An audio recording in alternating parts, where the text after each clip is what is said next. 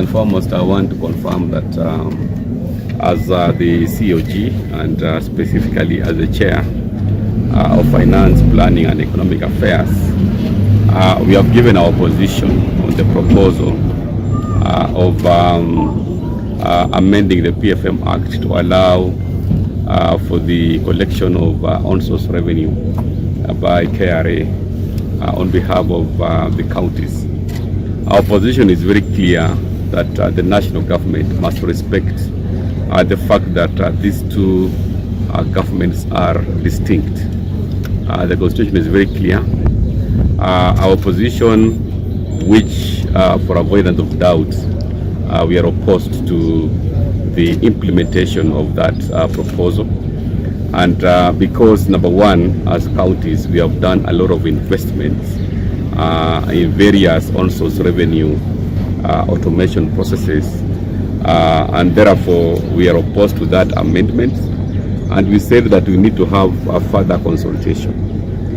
For counties which don't have any revenue collection system, we can have a pilot program to start with the counties which do not have any revenue collection system, so that at least we have it maybe done for the next 1 or 2 years as a pilot. We can start with 10 counties. But the 30% or rather 50% of the counties have already invested a lot of money into automation of their revenue system. So our position is that this is something that requires further consultation, but not to be implemented as if counties have not invested some amount of money in terms of their revenue collection. So we are opposed to it from the word go, because the implementation of the same is going to be a clawback to a devolution. We are also aware of another amendment to the PFM Act that was requiring that counties must get approval from the National Treasury CS in regards to the amount of revenues that they're supposed to collect. Again, we have been very consistent. Our counties have been given specific powers in the Constitution and the PFM Act with regard to revenue collection. Largely it is on property and entertainment tax.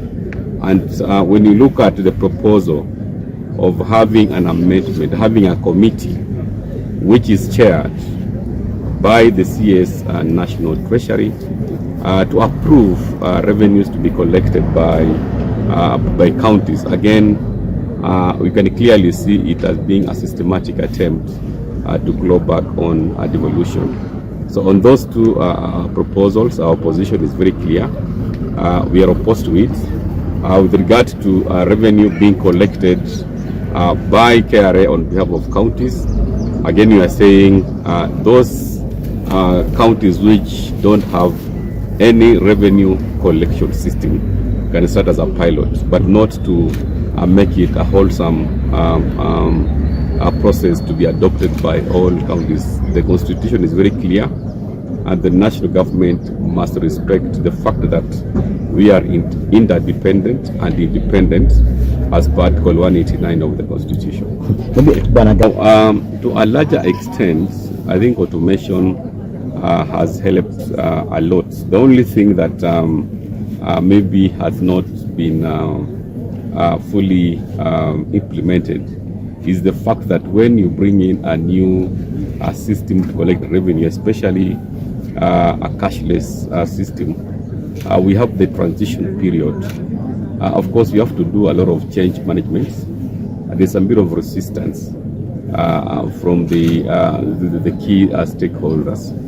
So what we are doing is to have it implemented in a phased manner, because you must first of all train the users. You must do sensitization of the key stakeholders.